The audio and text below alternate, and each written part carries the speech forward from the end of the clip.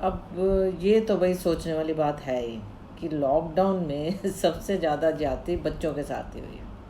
अंदर बैठने को मजबूर हैं, ऑनलाइन क्लासेस चल रही हैं, पढ़ाई का बोझ बढ़ता जा रहा है और आँखों में उनके कई समस्याएं आ रही हैं।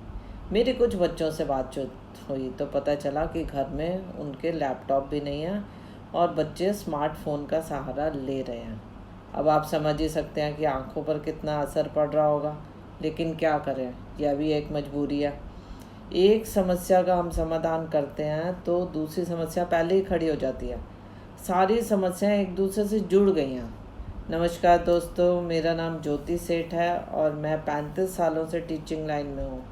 बच्चों की समस्याएं मुझे बहुत ज़्यादा अपनी समस्याएं लगती हैं।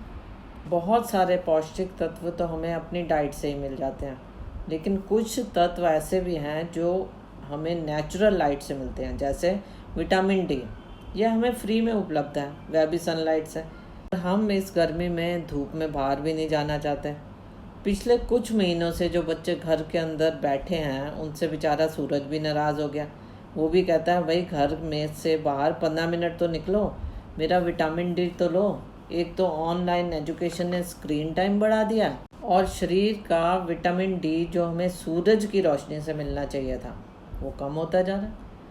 बच्चे तो वैसे आपको बताऊं धूप में भी खेल लेते थे, लेकिन कोरोना संकट का क्या करें।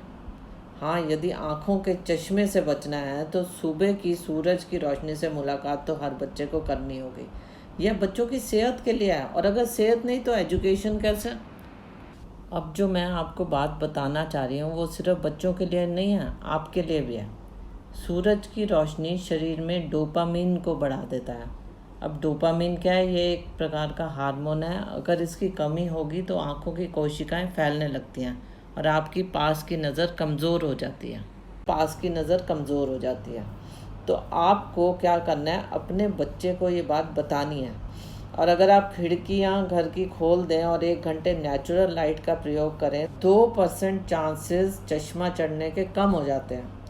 बच्चों को विटामिन ए, बीटा कैरोटीन वाले खाद्य पदार्थ जैसे गाजर, अंडे, हरी सब्जियां, स्प्राउट्स खाने को दें।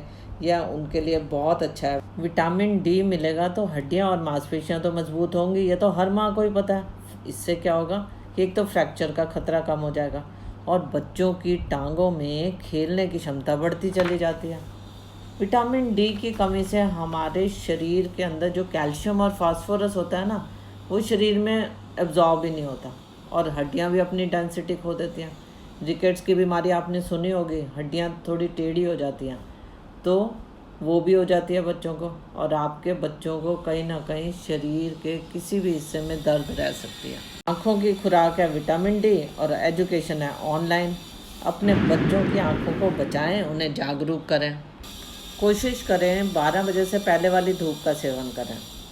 इससे आपके शरीर में इम्यूनिटी भी बढ़ती है और बच्चे तो आपको बताइए अपने बालों के लिए भी बहुत सतर्क रहते हैं। अगर उन्हें पता चलेगा विटामिन डी कम होगा तो बाल जल्दी टूटना शुरू कर देंगे, तो वह बहुत जल्दी सूरज के दर्शन करने लग जाएंगे। आपको कहना नहीं पड़ेगा। त्वचा के रंग की चिंता मत करिए, थोड़ी टैनिंग तो वैसे भी हो जाती है।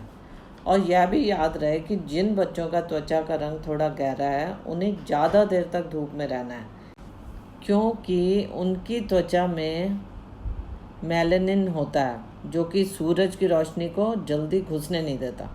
और मेलानिन गहरे रंग की त्वचा में ज़्यादा होता है।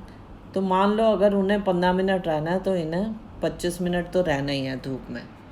ये आपकी सेहत के लिए है, ऐसा आपको उन्हें बताना है।